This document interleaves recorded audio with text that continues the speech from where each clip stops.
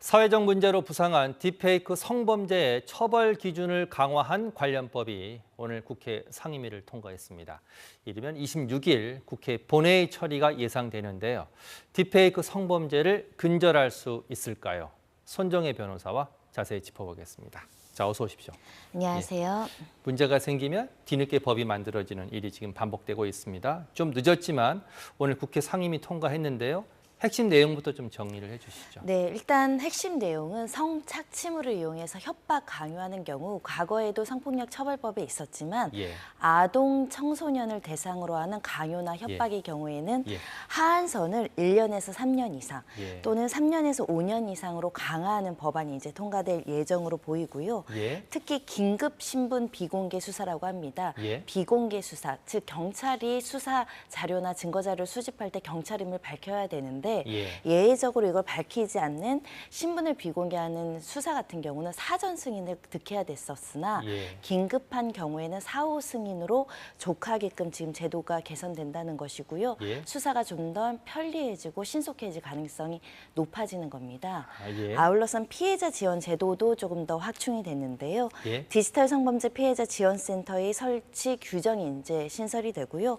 특히 불법 촬영물을 삭제하는 게 피해자 지원의 굉장히 핵심적인 부분인데 이 삭제 주체의 지자체도 추가함으로 인해서 좀 더 꼼꼼하고 세밀하게 피해자를 지원하겠다는 내용이 주요 골자입니다.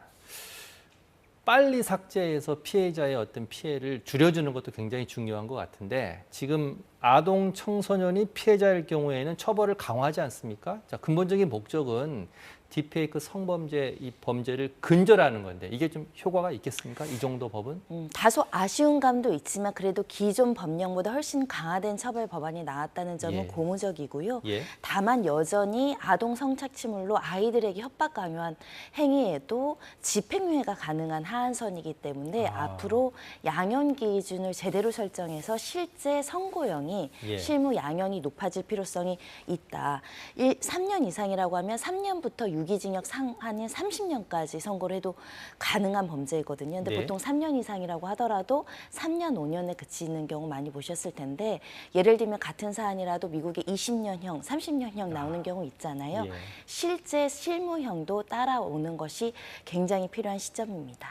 보다 강력한 처벌이 필요한 것 같은데 오늘 법안이 뭐가 하나 빠졌다 이런 지적이 있습니다. 이게 딥페이크가 유통되는 게 뭐 텔레그램이나 포털 플랫폼인데 여기에 대한 규제는 없다. 이런 지적이 있어요. 어떻게 보십니까? 불법 촬영물이 활기를 칠 수 있는 게 이런 텔레그램 같은 SNS 플랫폼이 제대로 된 역할을 안 하고 예방 조치를 소홀히 하기 때문이고요.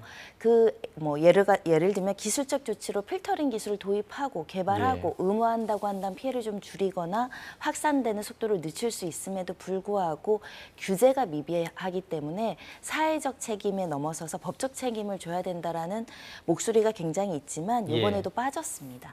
여러 가지 이해관계도 있고 기술적인 문제도 있고 해외 업체라는 한계도 있지만 적어도 이렇게 불법 촬영물에 대해서 제대로 신속하게 규제하지 않는 부분은 책임지는 일부의 어떤 의무 조항이라도 향후에는 들어야 될 것 같습니다. 지금 그래픽을 보시면 피의자 74명 가운데 10대가 51명입니다. 이게 왜 그런 건가요? 10대가 무려 69%에 이른 압도적인 숫자가 있죠. 10대가 SNS에 조금 더 수월하고 기술적인 부분을 빨리 흡수하는 측면도 있을 뿐만 아니라 좀 충동적인 나이다 보니까 호기심에 시작했다가 정말 강력한 범죄로 나아가는 경우도 있는 상황이고요. 특히 10대다 보니까 죄의식, 이게 범죄가 되겠어? 이런 생각으로 이런 범죄를 다소 저지른 경우가 있는데 10대라고 하더라도 형사 미성년자가 아닌 한 강력한 처벌이 대상이 될 수 있고 특히 피해자가 주변 지인이거나 학교 교사 이런 경우도 상당히 많기 때문에 피해자가 당하는 고통은 가해자가 10대이든 20대든 30대든 상관없이 굉장히 큰 고통입니다. 예방도 절실히 필요할 뿐만 아니라 10대를 키우는 집 그리고 학교, 학원에서도 이렇게 예방적 목적의 교육을 반드시 해주셔야 될 것 같습니다. 이번 법안 내용엔 빠졌지만 좀 추가해야 되는 어떤 그런 법안, 그런 내용들이 있을까요? 변호사님? 성폭력 처벌법의 그 개정, 그러니까 처벌을 완화해야 된다는 목소리가 지속하게 나오는 것이요. 이 처벌을 위해서는 단순히 딥페이크를 만드는 것뿐만 아니라 플러스로 한 가지 요건이 더 필요합니다. 바로 이걸 만드는 사람 또는 유포하는 사람이 반포할 목적으로 그러니까 즉 내가 그냥 딥페이크로 이런 성착취물을 만들어서 나만 소지하려고 했어. 반포할 목적이 아니었어라고 한다면 처벌의 공백이 발생을 하고 그만큼 수사기관이 입증하는 데 좀 어려움이 있기 때문에 이런 반포 목적이라는 것을 삭제해야 이 딥페이크를 실행하는 그 범행의 의지를 떨어뜨릴 수 있다라는 목소리가 있어서 완화돼야 된다는 목소리가 나왔지만 아직까지는 개정되지 않고 있습니다. 아, 그렇군요. 변호사님 잠시만요. 주제를 조금 바꿔보겠습니다. 자, 영화에서나 나올 법한 일이 경남 거제에서 일어났습니다. 방송공사를 위해 베란다 시멘트를 깼더니 가방 속에서 시신이 나온 겁니다. 범인은 50대 남성이고요. 피해자는 동거하던 여자였습니다. 16년 만에 범행이 발각된 건데 이영관 기자 보도 보시고 얘기 이어가겠습니다. 문을 열고 원룸에 들이닥친 경찰관들. 남성에게 체포영장을 제시하고 미란다 원칙을 고지합니다. 동거녀 살해 혐의로 체포된 50대 남성입니다. 이 남성은 2008년 10월 경남 거제의 한 옥탑방에서 동거하던 30대 여성의 머리와 얼굴을 둔기로 때려 숨지게 했습니다. 범행을 숨기려고 시신을 여행 가방에 넣은 뒤 베란다에 시멘트를 부어 가방을 숨겼습니다. 여기에 구조물처럼 보이도록 초록색 페인트까지 칠했습니다. 자칫 미제로 남을 뻔한 살인 사건은 지난달 방수공사 과정에서 드러났습니다. 인부들이 시멘트 구조물을 부수다 시신이 든 가방을 발견한 겁니다. 경찰은 지문과 유전자 검사를 통해 피해자 신원을 확인했습니다. 곧바로 2011년 피해 여성 실종 신고 당시 참고인 조사를 받았던 남성을 체포해 범행 일체를 자백받았습니다. 살인 사건이 일어난 지 16년 만입니다. 남성은 시신을 숨긴 뒤에도 같은 건물에서 8년간 더 살았던 것으로 드러났습니다. 시멘트 파쇄 중에 결국 발견이 되어졌는데 그 공간이 원래 비트 공간이라 해서 그 세입자들은 확인하기 힘든 공간입니다. 경찰은 남성을 살인 혐의 등으로 구속하고 범행 경위를 추가 수사하고 있습니다. KBS 뉴스 이형관입니다. 자, 앞서 보도를 보면 사건 발생이 2008년입니다. 그런데 피해자 실종 신고는 2011년이에요. 3년 동안 실종 신고가 이루어지지 않았습니다. 이게 어떻게 된 겁니까? 이 피해 여성이 가족 간의 좀 교류가 활발하지 않다 보니까 서로 교류가 없다 보니까 한 1, 2년 정도 연락이 안 되는 건 그렇구나라고 넘어갔다가 이제 3년째에 이르러서 실종 선고가 좀 뒤늦게 이루어졌다라고 하는데요.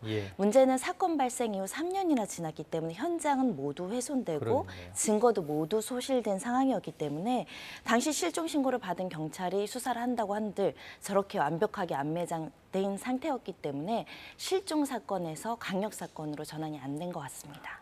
보도를 보면 놀라운 사실이 범행 이후 그곳에서 8년이나 거주를 했습니다. 좀 이게 진짜 놀라운데 당시에 가해자도 경찰 조사를 받았어요. 참고인 조사를.